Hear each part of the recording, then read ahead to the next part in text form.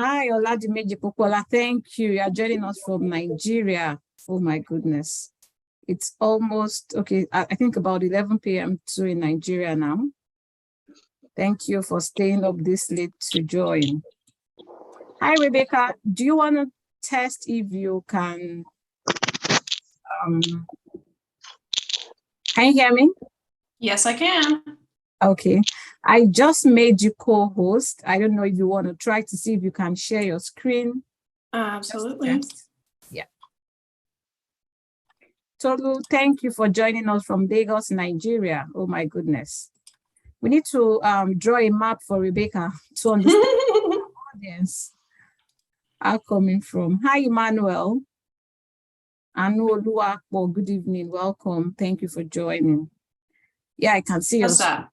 very well. Excellent. Yeah. Okay.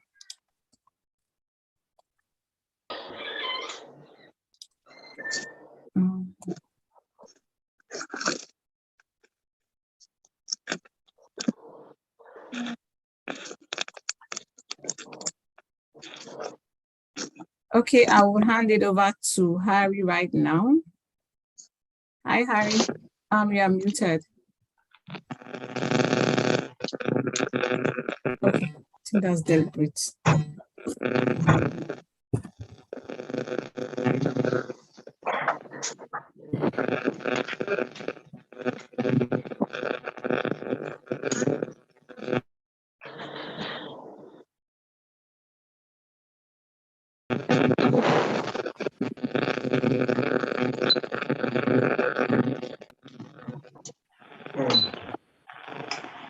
Am I the only one that can't hear Harry?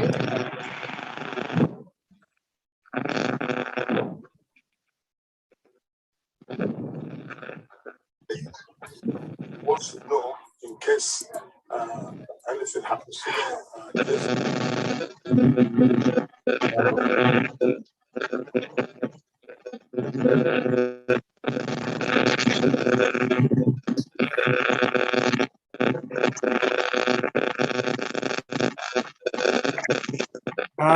Hello, Igumbo, please, can you mute yourself, please? Thank you.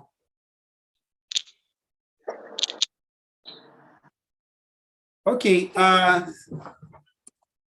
thank you everyone for joining today. And I think we're going to start right now. Thank you, Oge, for the introduction. I know more people will join as we move on, but I don't think I'll be waiting for that. So let me just share my screen quickly so we can have enough time for Rebecca to share with us what she has to share. Hi, Harry. Yes. Can you wait at least until 7 on the dot? We told them 7. Just 2 more minutes, please. Yeah. Okay, sorry for that. I thought it was 7 already. I know you're excited to learn today, but just calm down, okay? I thought it was 7 already. I'm so sorry for that. Oh. Hi, Emmanuel. Thank you for joining us from Nigeria. Welcome today. Okay, Harry, you have the floor now. Over to you. I'll still wait. Let's give it a few more minutes. We just have about 2 minutes before we start. That's fine. Yeah, so just wait a bit. Thank you.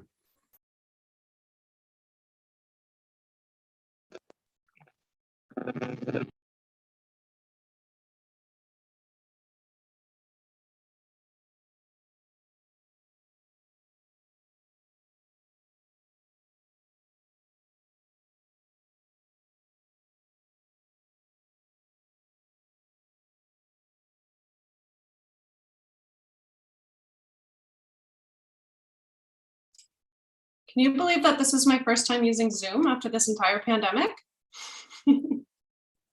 Oh my goodness. You should win an award. I know. There's so many other options out there. So Yeah. bear with me if I if I misclick there. No problem. I think maybe Harry may want to put you through how to use Zoom just before you start. I think I'm okay. I'll survive. I'll manage. I do work in tech, so.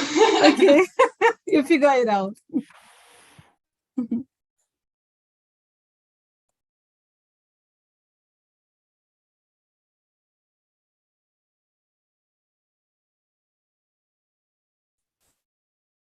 Okay, I am back. So let me share my screen again. So I want to welcome everyone for joining us today. And today we're going to be, we have an IT professional in our midst. But before I go into talking about Rebecca, I think I'll just first of all talk about Career Aid Hub. And Career Aid Hub is hosting this presentation today. And just get my screen out. Career Aid Hub is hosting this presentation today, and we are going to be having Rebecca Laporte. She's going to be presenting and talking about product management.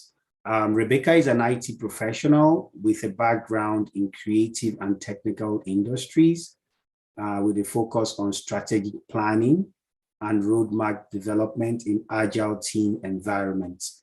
With a proven experience overseeing all elements of product development lifecycle, from conception to post-launch growth and maintenance. Rebecca has strived leading teams to adopt an iterative and data-driven approach to software development. Rebecca has also worked as a product owner at Ubisoft on titles such as Assassin's Creed. For those that are conversant with games, that's a very popular online game, Assassin's Creed. I've never played it, but I hear about it. And Rebecca is was one of the product owners on that particular gaming platform. She now serves Canadians as a product manager at the Canada Revenue Agency, and she works in the Advanced Analytics Division of IT. So in short, Rebecca is a product manager for the Artificial Intelligence and Machine Learning team in CRA, and she's also my colleague in the office. Yeah, so it's good to have here. Now, for a little bit of housekeeping, this webinar should run for about an hour. Rebecca, we have about 45 to 50 minutes to tell us or with our presentation. She might have less, but we need to have some time for questions. I would advise everybody, please be muted so we can get the best experience out of this. So please remain muted, and you can turn your videos on for bandwidth, so the whole presentation goes smoothly. You may post your questions in the main chat, and we'll read them to the presenter when it is time for question and answer. The presentation is going to be uploaded. We're actually live streaming on YouTube now, but you can always get this on our Career Aid Hub YouTube page. But unfortunately, we do not share the slide decks of our presenters. It's proprietary to them. If Rebecca has any other documents she wants us to share with you, you definitely get our emails on that. And that's a segue to tell us to be part of our mailing list. That's where you can always get notifications. And when we have speakers like Rebecca, you can always get materials that can help explain the topic better. So for Career Aid Hub, we are a group of professionals dedicated to supporting Black and visible minorities. And we try to help them succeed in their careers, thereby contributing to the socio-economic growth of our community. Our mission is to provide a hub where our members can network, learn, and grow in their career. We help our clients, or we help people in training. It could be business analysis, project management, change management, the agile methodology, business intelligence and data analytics, and also product management. We coach and we also mentor. We have great mentors in that work with us. We do resume reviews. Just yesterday, I reviewed about 10 resumes and just trying to help people in the community to get that dream job, or at least to get to the interview. We also do mock interviews where we invite people that are thought leaders, and we invite senior BAs and product managers, to come, just ask our members question, interview related, so they can get better on their interview skills. We carry out webinars like we're doing now, and we also provide internship opportunities. So I think I've said what I need to say for now. I'll leave the rest to Rebecca. So Rebecca, the floor is yours. You can take it from here. Thank you. Thank you for that incredible introduction, Harry. I'm really excited to join today to talk about what I do. And Harry knows that I could talk forever about product management, and yet here all of you are on a volunteer basis listening to me talk about this. So I'm really excited. And I'm just going to kind of give you an overview about product management to see if it's a career that you'd be considering entering into. So I'm just going to share my screen. Tell me if we're good. Espero. All good? Yes, Yes. thumbs up. Harry, Yes. good? Good. Okay, fantastic. So I don't really necessarily need to introduce myself again, but I am Rebecca, and I am here to talk to you all about product management today and just kind of give you a little taste of what it is to be a product manager, such as myself. So I'll just jump right in. There's going to be a couple of parts to this presentation. I'm going to go through first what is a product and how do we define that. What is a product manager and kind of the key essentials of being a product manager. The road to becoming a product manager, in my professional opinion, and who should be a product manager. What are the types of people that would be interested in pursuing a career in product management? So here's a picture, such as myself. And for the purposes of this presentation, I'm going to be talking about my most recent relevant experience in product management and product ownership. As Harry mentioned, I'm currently an artificial intelligence and machine learning product manager at the Canada Revenue Agency. And I previously built up my career at Ubisoft as a video game product owner. So two very different, even industries, but ultimately the fundamentals of product management is the same, although varying companies and even project to project has different needs. So first of all, what is a product? I think there's probably a lot of you that have some ideas. So it can be a physical item or a consumable good. So makeup, a hot dog, or headphones. These are all things that can be purchased by the consumer as a physical, tangible object. But then there's also applications such as, you have applications on your phone. As someone who comes in mobile game development, your Angry Birds is an application. You have software, operating systems, Windows, etc. And you have platforms such as Facebook and other types of software that is provided to the consumer as a virtual product. So a product is a tangible solution, tool, or service that enables the long-term evolving delivery of value to customers and stakeholders based on business and user requirements. So for the purpose of this presentation, I'll be focusing on software as a service. So software as a service is software that's hosted on the cloud. So it's not a physical product, and it's accessed remotely by users. So my experience in product management comes from software as a service. So I'll be speaking to that throughout the duration of this presentation. Why software as a service is popular and growing exponentially is because it's flexible. It means that you can deliver updates and new service offerings to your user frequently and easily when there's no physical hardware to have to worry about. It is scalable because you can deliver it remotely to your users. It's something that you can scale throughout many regions in the world ultimately. And because of that, it's a very efficient way of delivering your product to your users. The most important part of software as a service, and I will drive this home all the time, is that it's iterative. It changes, it evolves. It is something that is offered to a user that has an ongoing basis that you're constantly trying to meet the needs of your user throughout time as your product lives through its product life cycle.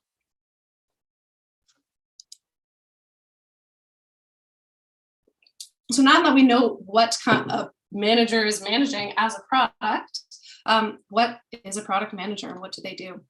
This is the $1 million question.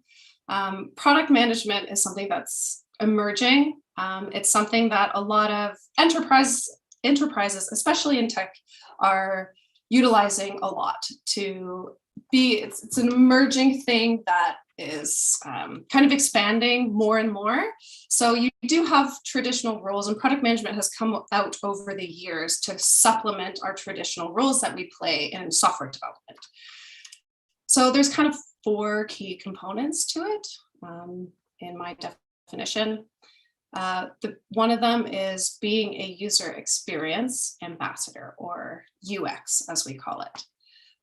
It's being a communicator, and a good one. You can't be a good product manager without being a good communicator. A holistic product stakeholder, so the person that has an overall view of the product at all times. And the product manager is ultimately the person that is responsible for the success or failure of your product. So I want to talk about UX, or user experience. A product manager would, at the beginning, if you want to start a product, you're going to do market analysis. So you start and you're like, okay, we have an idea of what we want to build. Where do we go? The product manager looks at the competitors of other software and looks at their features and makes a graph, a diagram of detailing everything that those services offer to your users and compares. What is it that there is on the market now, and are there any gaps that we believe our product could fill? So that also involves the analysis of saying, here's the thing that these products provide, and here's the things that we think are missing, and how our product could be speaking to that. It also looks at the demographics of your competitors to say, you know, it's very rare that a product is going to hit every single demographic. So you have to say, what demographics do our competitors hit? And is there anywhere that we could leverage expanding that demographic to either a different or a targeted audience of users that might be not well represented by the products that are offered on the market. So market analysis is a big part of it before you start working on a product. User research as well. So that's not just detailing your demographics to say, this is a product that people in Canada use. Their ages 30 to 60, and they tend to be men, women, etc.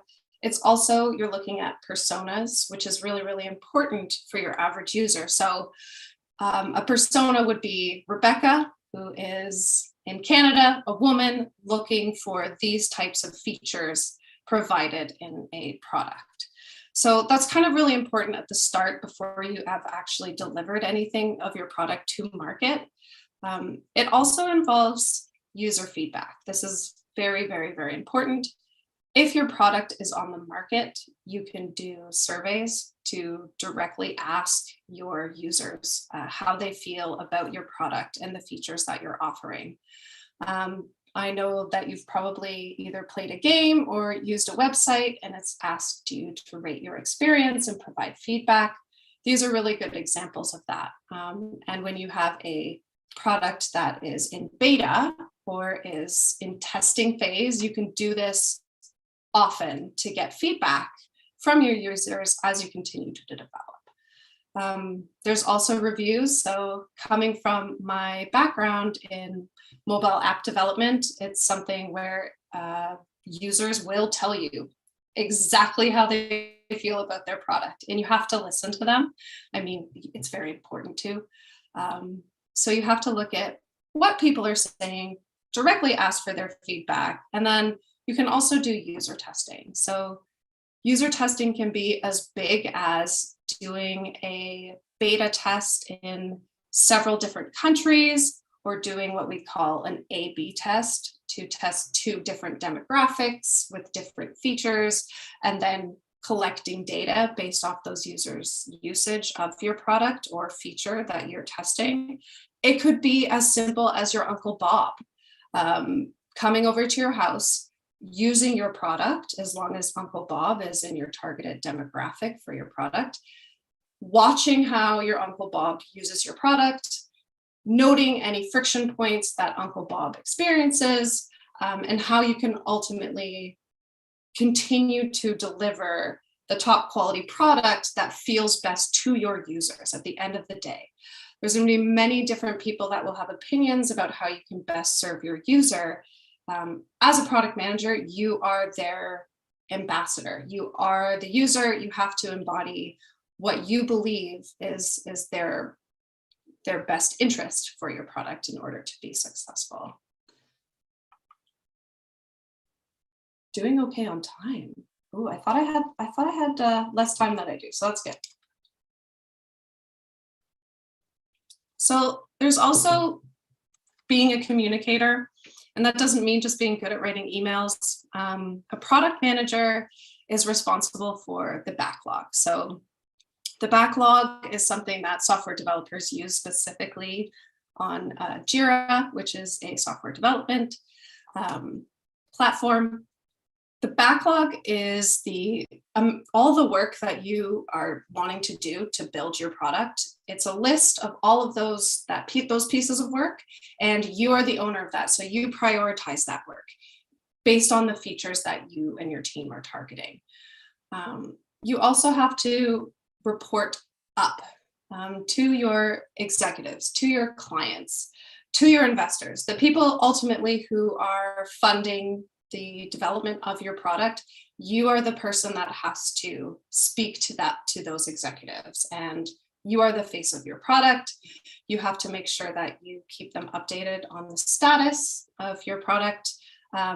If your product has been released on the market, which it should be, and you should do it often, you give post-launch updates to say, we just released a feature or an update, etc., something new to add to our product, and you have to provide how it went and your statistics and everything that comes around determining the success of your iteration on your product. So that involves having a persuasive strategy. The product manager does not necessarily take everything that the funding source says, we want you to do this. The role of a product manager is to always have the answer. It's not necessarily where you're going to have very strict guidelines. We want you to build this, this, and this, and this. No. The role of the product manager is to have their team use their expertise to solve a problem that your client, your users, etc., have. So you have to persuade them that your solution is the best solution for your product. And it goes the other way as well. You have to be a servant to your team. You have to communicate constantly with your team to give them the same kind of updates. Talk to them about the health of the product.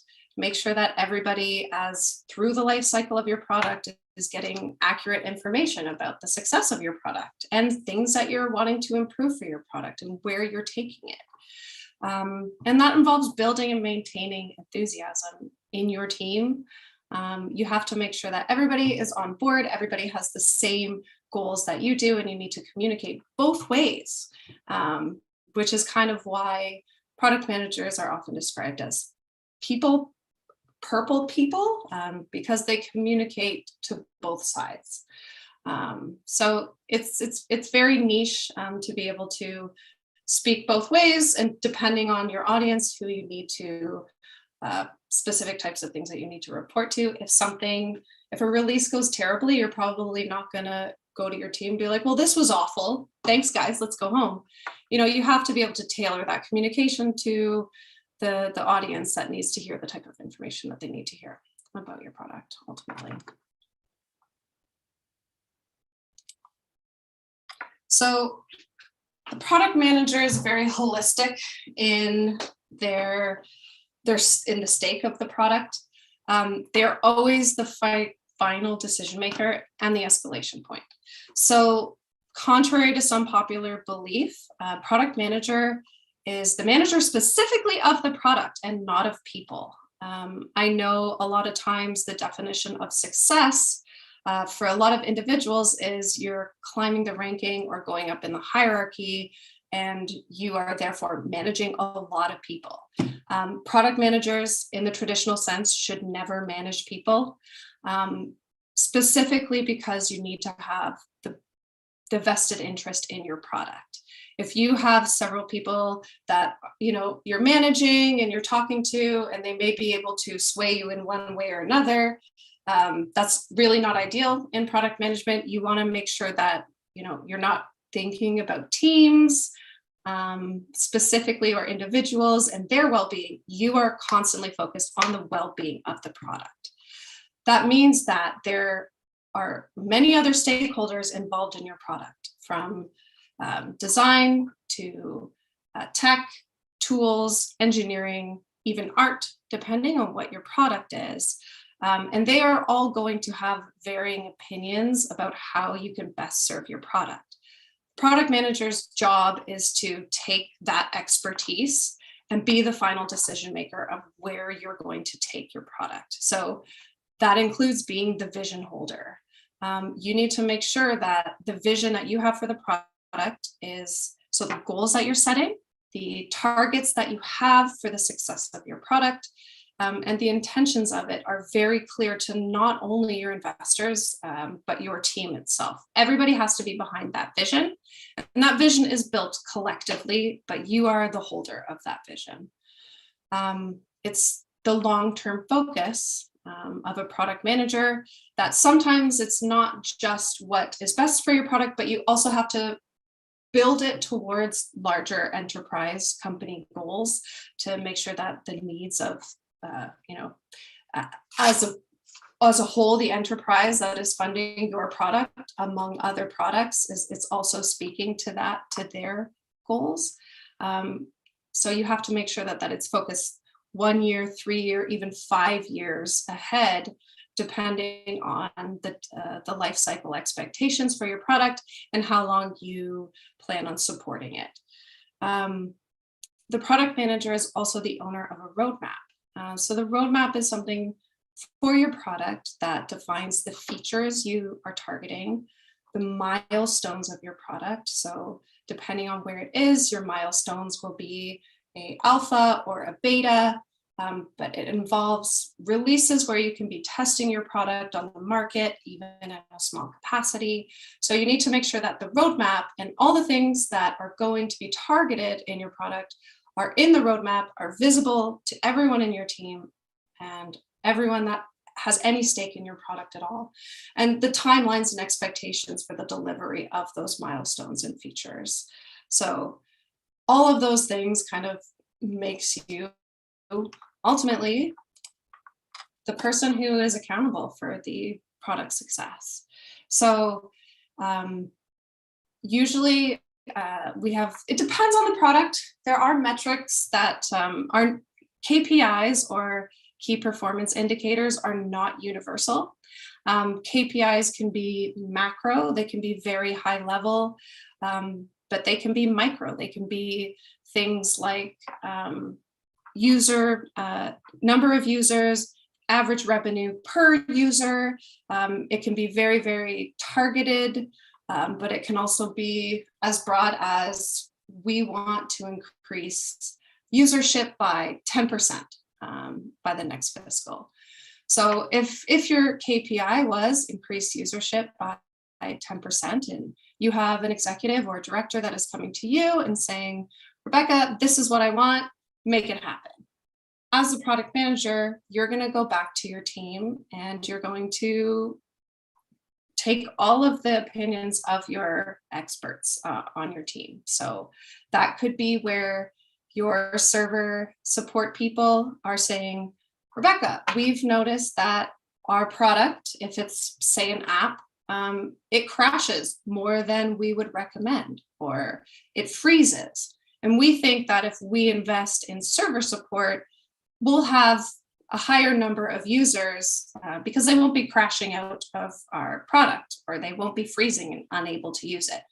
Okay, you know, your UI team or your user interface team might say, well, we've looked at it, and say if it's a website, we've seen that it's not very accessible. We want to make it open to more types of people. We want to be able to make it easier to read. We want to make it so that the design, we want to redesign the UI. We need to change the colors. We think that more people will continue using our site if they have an easier time navigating the website, for example. Okay, you know, you could have, you know, your marketing team telling you that search engine optimization is the way to go. We want to be the first hit on Google, and we should invest in that. You know, you might have your technical team coming in and saying, we actually think this new feature is going to improve our product, and we're going to actually have more users that way. There's so many options that your team could bring to you. As the product manager, you ultimately have to make the decision that you believe is going to hit your KPI, and you're responsible for those KPIs. If they're not met, then you're the one who has to get in front of your board, and you have to explain why. And you also have to explain what your plan is, what your roadmap is going forward, to continue to improve the product if it's gone really well, or, you know, also continue to improve the product if you didn't hit your KPIs. So that includes a lot of planning for product iterations. Always iterate, release regularly. I even know of development teams that release on 2-week cycles. Every 2 weeks, they're providing something new to their users. It's very easy to do on cloud-based applications and services, and you can put things out, you can roll it back. 2 weeks is very high-paced, it's very agile and lean, but it does happen. So you need to have a plan for your release schedule and how you're going to deliver the things you're working on to your user. Provide support plans for after those things launch, and ultimately take the data back and use that data for data-driven decision-making. It's really, really important to always take the data back from your user and take that and make changes to your roadmap and your expectations for release. Typically, the product manager is also responsible for P&L, profit and loss. So that includes revenue and overhead, as well as determining where your product is at in the product life cycle. This does go back to why it's important for product managers to manage things and not people, is because, again, if you think it's important to reduce overhead, then it's not your decision because you're not the manager, but you can identify that you need to reduce overhead to increase revenue. Whatever your decision is, you're ultimately responsible for that profit and loss on your product. Okay, so all of this is great. And I know I can't see anyone, but I know you're all sitting there being like, fantastic, Rebecca, this all sounds amazing, but like, how do I do it? I know you're all thinking that, I can hear it. How do I get there? So there's a lot of different ways that you can become a product manager. I think one of the reasons why product management is so great is because it is new, and there is no governing body that says, you have to have this type of certification this type of education, etc., in order to be a product manager. It's something that you get into after working with the specific type of products that you do with time. So specifically, you can have backgrounds in business analysis. I know a lot of BAs that have gone on to become product managers. It's a really, really good background to have because you do have that and the analytics to be able to make the best decisions for your product. It's a viable option. I've seen this happen quite a lot. You can be similar to myself that comes in customer outreach and brand management.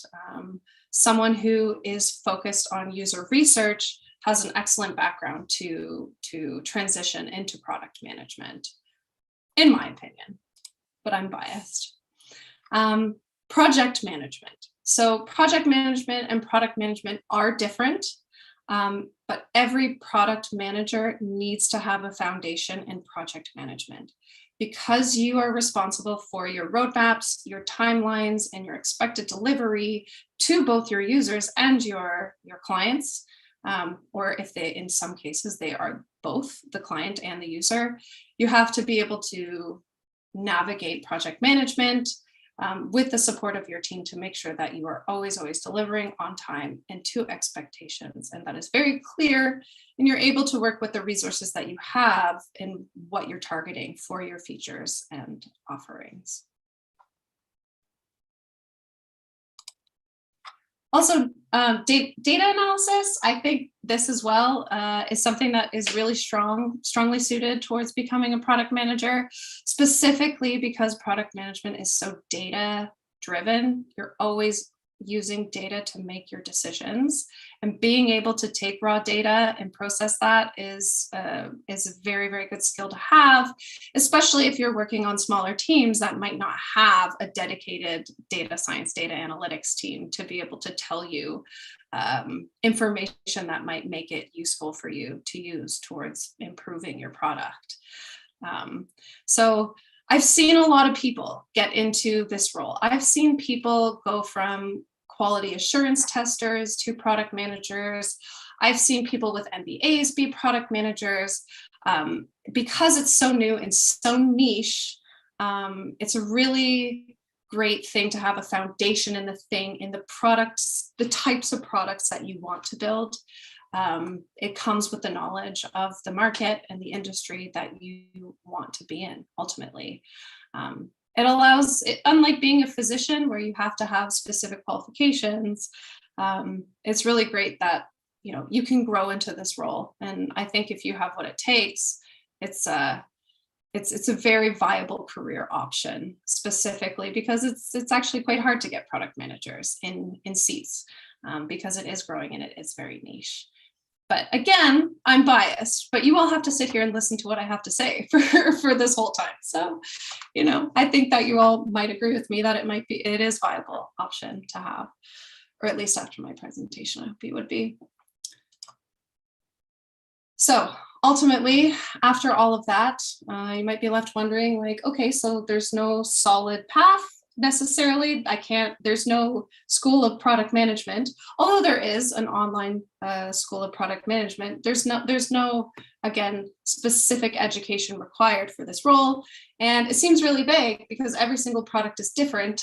So is product management actually for me? If you're asking that question, in my opinion, the types of people that become product managers or would be well suited to the role of product management is first big picture thinkers. If you're the type of person that gets a piece of work and you don't feel like you necessarily know what that's contributing to, like if you ever get the feeling of a bit of a clog in the machine, you're a gear that's turning, but you don't know where the machine is actually going, this is a role for you.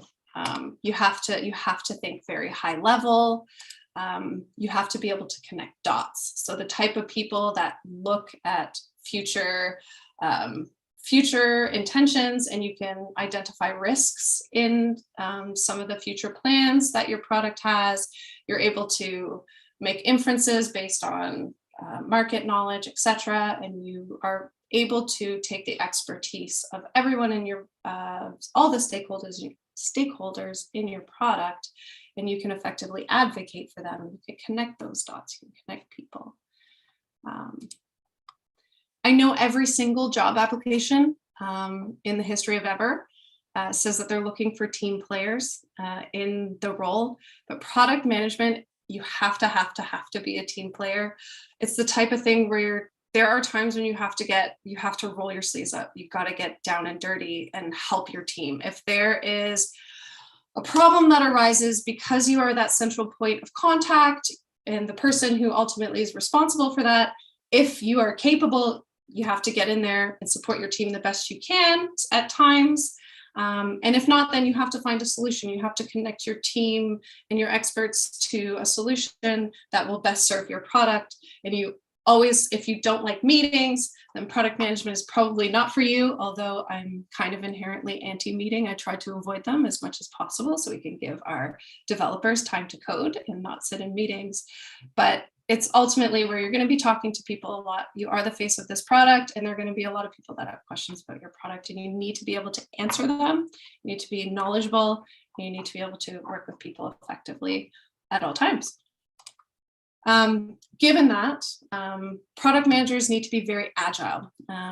People who respond well to change will thrive in this role, because software as a service requires constant iteration. Things are going to change. Your roadmap is not set in stone, and you need to have contingency plans on contingency plans for the future of your product, and where it's going can always change. And you need to be able to steer your team to get on board to those changes that you make with your product vision.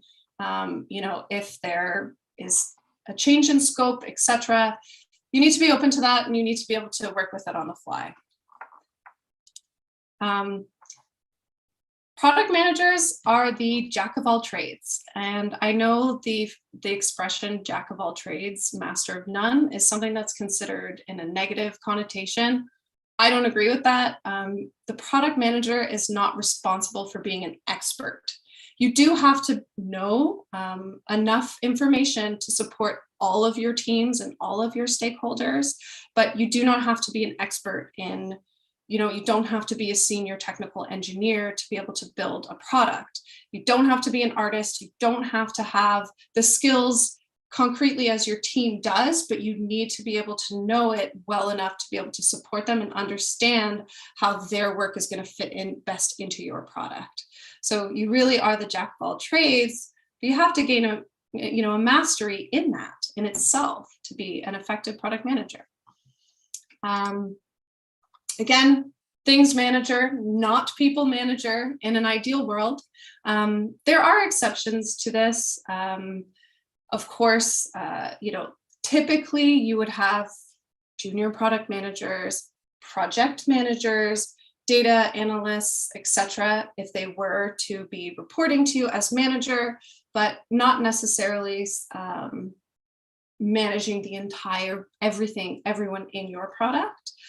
So if that's kind of something you think about, like, man, I really like leading like projects or products, but I don't really like dealing with the day-to-day individual HR matters, this is probably something for you, which is fantastic.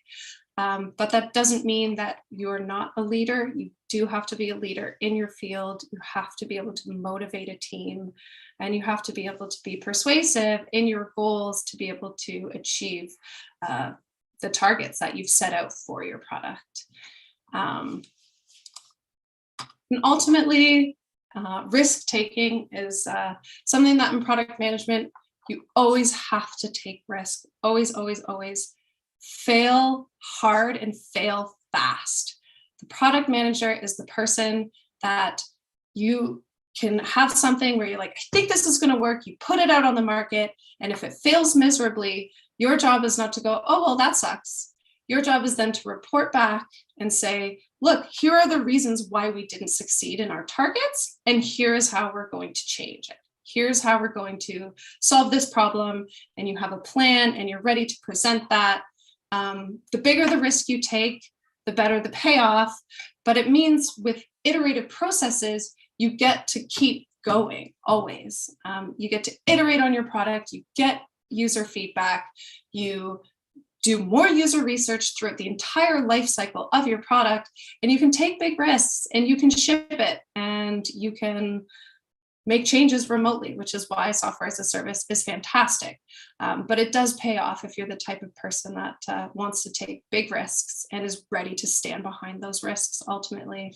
So the goal there is to fail productively at all times with your service that you're providing to your users. That's it. Harry knows that I always talk really quickly, so I apologize if I was talking very fast. I'm just very excited about product management, but I do want to thank you for having me here. And I do want to take all of your questions. I'm very interested to hear from you about what you know about product management and what product management maybe means in your workplace or in your experience. So yeah, thank you for having me here today. I really appreciate it. Thank you, Rebecca. We have people are clapping and they really like it. We also have messages in the chat. But before I go into that, let's talk about the questions. We have a couple of them. Perfect. I have a slide just for that. Exactly. Now you have to answer the question. So the first question is a product manager the same as a product owner? I knew that question was going to come up. Product owners and product managers are typically different. A lot of times you will see a product owner having a specific responsibility for a team or a feature, whereas a product manager can actually be someone who manages multiple products. I know Harry knows this, that at any given time, we have 4 or 5 ongoing active development in our products. It entirely depends on the industry and how they define that role. I did move from product owner to product manager as well. And oftentimes businesses are using those two things interchangeably.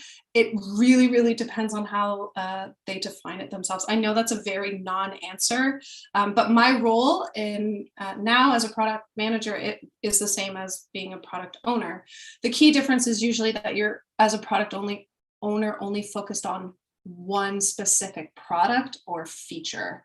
So if it's like Facebook, for example, you might be the person that's responsible for the like button, for example, if it's a really, really, really big product, but you might also be responsible for managing several ongoing products as a product manager. So yeah, that's probably my best definition of what I can say between the two. But both are excellent options, I would say. Okay, great. Thank you for that answer, Rebecca. Second question is, how many products do you think a product manager can manage efficiently without having issues? I'm going to give the same answer. It entirely depends on what your products are. If your products are something, if your software is something that you have a worldwide offering for, it might just be one at a time, especially when you're doing constant iterations on your product. It could be like 5. It also depends, like you do get executive product managers who are overseeing product managers and senior product managers who are effectively trying to mitigate the enterprise portfolio of your products. So you could have people doing that for you. It could be small, it could be large. It really, really, really depends on what your product is. It could be something so simple and you have several of them at a time and you have a small development team. Again, non-answer. I can't wait to answer the next question with a hypothetical. I think that's fine. Who determines the acceptance criteria of the product? Is it the product manager or the development team? The product as a whole or specific pieces of the product? The question says the acceptance criteria for the product. Product manager. But if there are specific pieces of work contributing to your product, so say if you have a feature that you've created epics for, and the acceptance criteria for that is defined by your lead design or your lead engineer, based on that specific subset of work that those individuals are completing. So for example, I wouldn't be the one to tell you what the acceptance criteria is for a push that you do for adding code to the repository. That would be your manager, or your lead, your director, etc. But in terms of, do we ship this product? Has it met the brief? That is the product manager. Do we ship a piece of this, like an iteration? Always, always, always. It doesn't go out, nothing gets sent, nothing gets completed without the sign off of the product manager. I hope that helps. Okay, thank you. I think it did. We have a lot of questions, so Can't see them. yeah, so I'll just read them. I'm trying to, does a product manager in a software development company need programming skills to do the job? No, but it is very, very useful. That's what I would say. You don't have to, especially because there's so many languages that, depending on what your product is, that you're going to code it in, or what the needs are of the product. Specifically, I've come from video game development to artificial intelligence and machine learning. That involves languages such as R that I haven't actually had experience using yet. I would say it helps a lot, but it's not necessary. No. As long as you are focused on the end game of your product, what the user is experiencing, that is your domain, is what the user is experiencing, not necessarily what goes into that. You're responsible for the final result. So no, you don't have to. Would recommend though. Okay, what are the biggest challenges you have experienced as a product manager?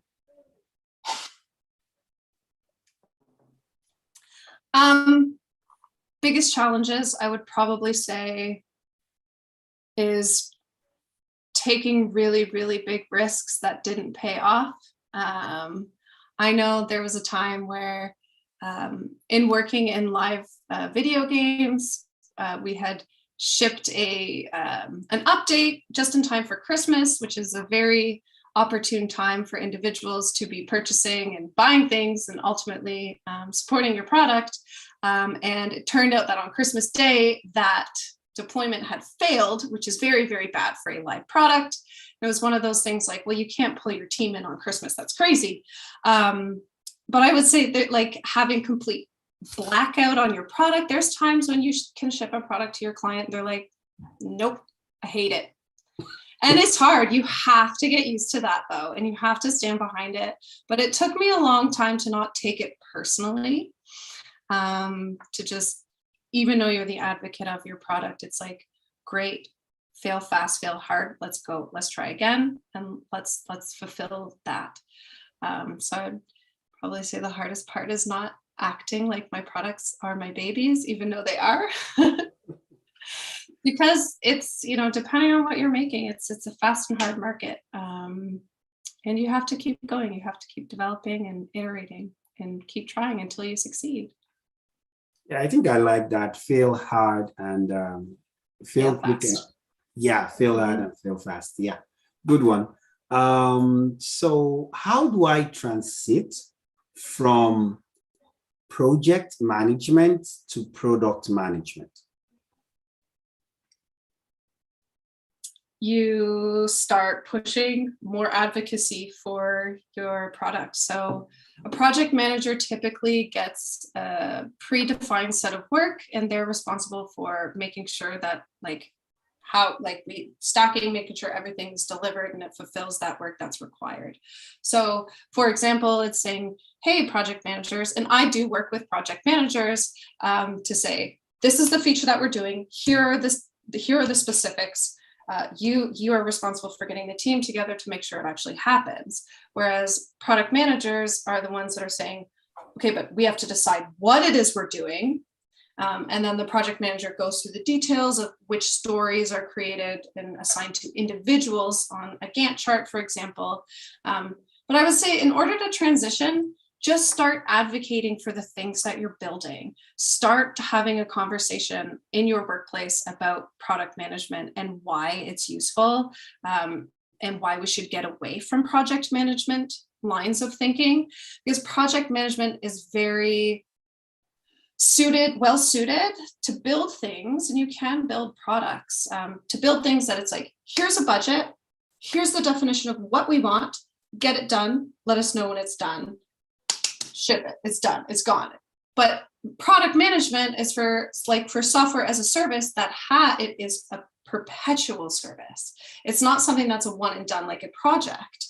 It's something that you constantly have to be changing and adjusting throughout, the life cycle of your product. So start the conversation in your workplace, start advocating for the things that you think would be most beneficial for your product, and say, hey, I want to build it, and advocate for it and stand by it. Be responsible for the thing that you're advocating for your product. Okay. Force your way in. Kick some doors down. I don't know. That's Don't do that. No, not literally. Okay, so thank you, Rebecca. I know, but the questions are coming in. So keep them coming. Let's go. Okay, so yeah, no, I know you're gonna. Well, you wouldn't complain. So, are there any top certifications I can write? There are. I know Product School, even if you just get on their mailing list, they do have ongoing courses. They do even have mock interviews similar to what kind of Harry and this organization is providing. You can get your professionally certified Scrum product owner from scrum.org, which I would recommend. Although it is product owner, it is applicable to any agile development environment. And in my opinion, all environments should be agile for software development anyways, for software as a service. So I would recommend those two, and start there. Get on those mailing lists. You can get a certification quite easily as a professional certified Scrum product owner. And that's where I would go. It's a good course to take. I mean, and there's a lot of Udemy courses as well too, that have people talking about their experience in product management and kind of the skills that they think are applicable. But no, you can't go get a degree in product management. I'm sorry, it doesn't exist yet. Okay, I'll just add that this IBA has, we are an endorsed IBA education partner. And IBA has a certificate in product ownership.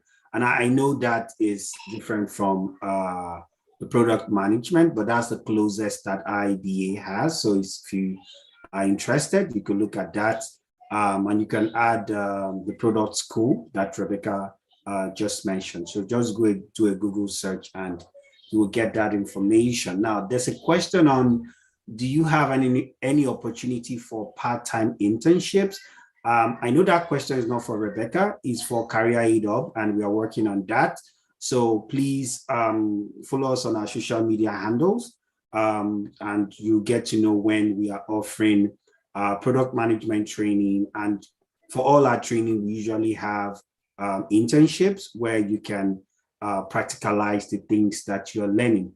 For Rebecca, are there recommended trainings or body of knowledge an aspiring product manager can start with? As in, is there a book somewhere, or is it just trainings that you just? I mean, the first thing I would do is recommend taking the course, Product Owner, that Harry just mentioned, offered by Career Aid Hub. There's a product management podcast, which does regular updates. There's people that are product managers in Google and Apple and a lot of these big tech firms that are openly talking about their experience in product management. You have people like me that won't shut up about it, given the opportunity, specifically because we're the types of people, in my opinion, the product managers that I've met that are very loud and advocate for themselves and are happy to share their knowledge. I don't have any, I can put together a list of readings, but I would start with product school mailing list and reading what they have to offer. Yeah, at least globally anyways. I know that where I'm located, there's a lot of offerings in our local library, but I can put together a list for sure. Rebecca, really appreciate that. And another reason why you should join our mailing list. So when Rebecca gives me those or gives us those reading articles or books or materials, if you're part of our mailing list, you also get that. Two more questions. One of them says, what are some of the softwares that product managers use to deliver on their responsibilities? I would advocate for Jira specifically. Jira is, although Jira is a software that, like, in its base, it does provide what you need to be able to deliver your roadmaps, etc. But you can add on a lot of things to Jira. I know that I use Advanced Roadmaps, which is a part of Jira Premium, which allows you to have a roadmap built in based off your Gantt chart. So you can bring it to a high level so that depending on who you are, such as your stakeholders, your investors, they can see high level, like in your swim lanes, here are the features that we're targeting based on the timeline, and you can expand it to have more detail for those who are interested in it. Everything goes on Jira. A piece of work does not get done unless it's on Jira, because that ultimately you need to have really good Scrum Masters and project managers to make sure that those things are all on track and that every piece of work you're doing is suited to a specific feature or piece of work that you've targeted for your product. So Jira, always Jira. Advanced Roadmaps, there's so many add-ons like Structure that you can use to achieve that.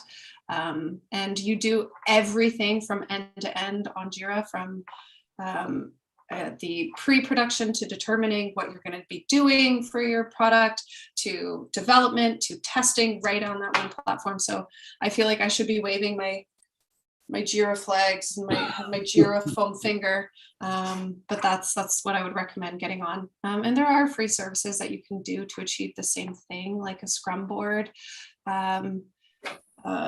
with free software as well. Not exactly sure. I'm trying to think, but there's many different ways that you can do it. Like just don't manage anything in your products on Excel. Just please don't do that.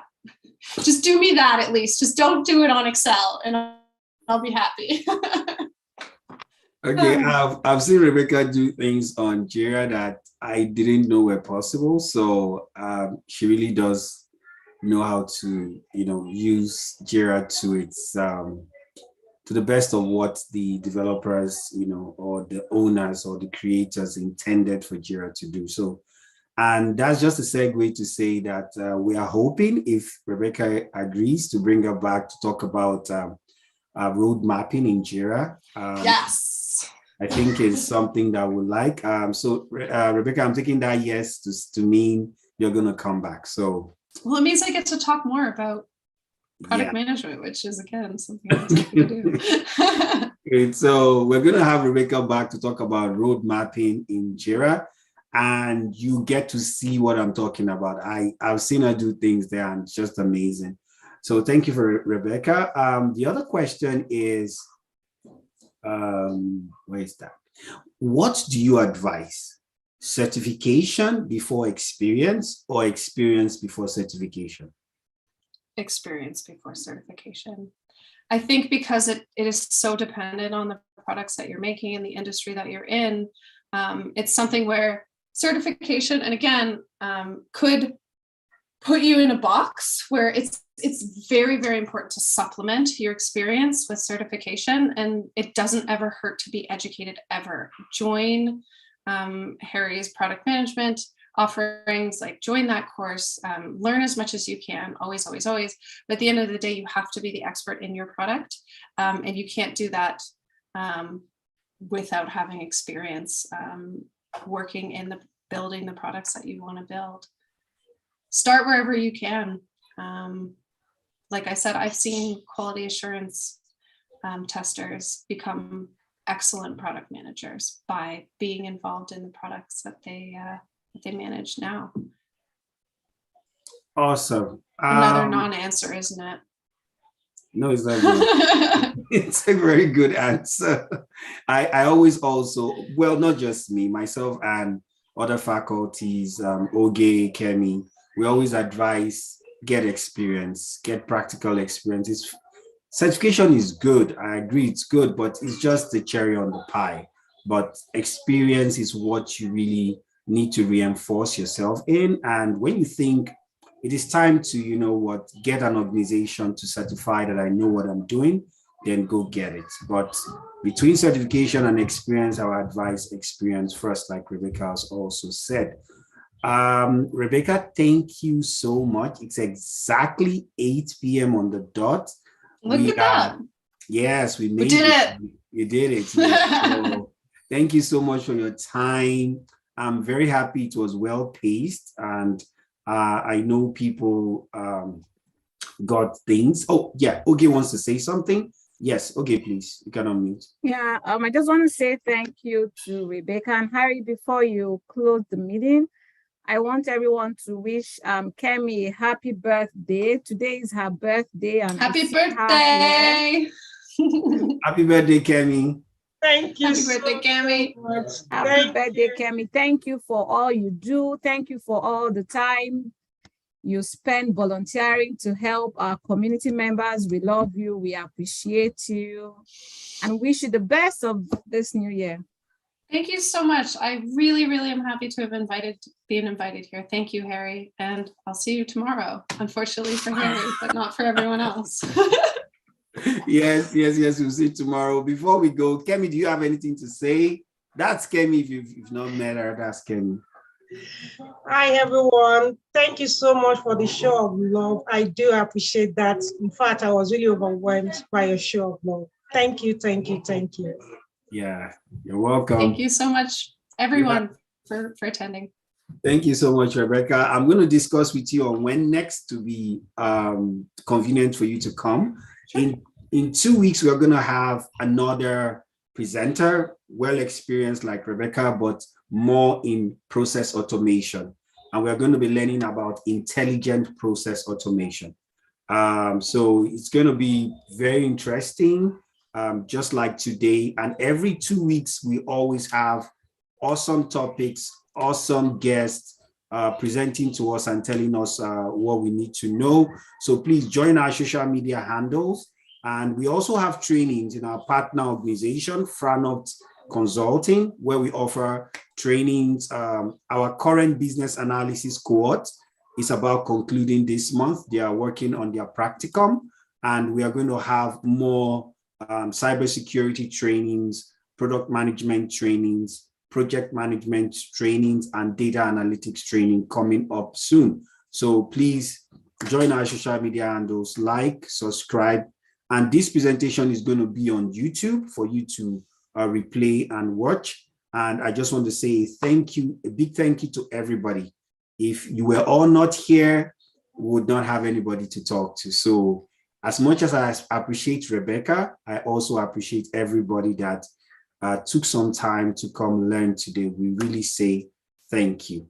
And I said there's something else from Oge.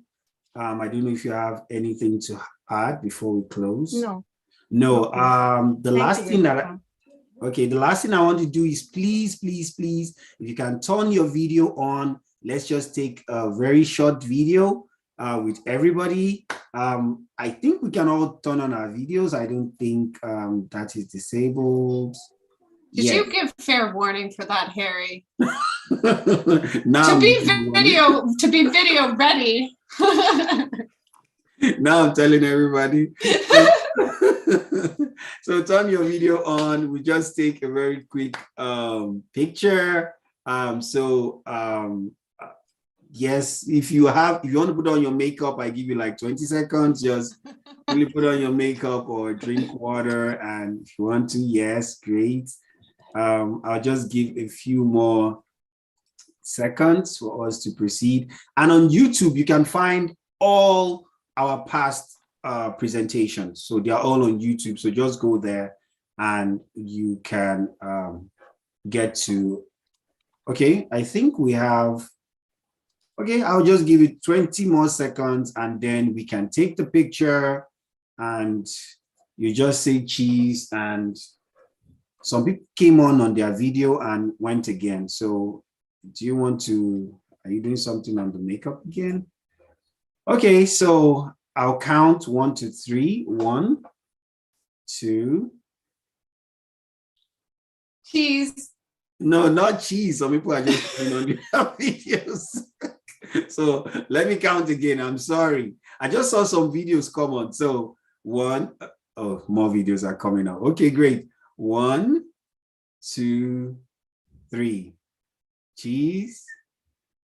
Great. Thank you so much, everybody. We really appreciate you. And we'll see you again in 2 weeks from now. I wish you a very good rest of your week. Thank you and bye-bye. Thank you, Harry. Thank you, team. Thank you. Take care. Yeah. Thanks, Benedict. Thank you.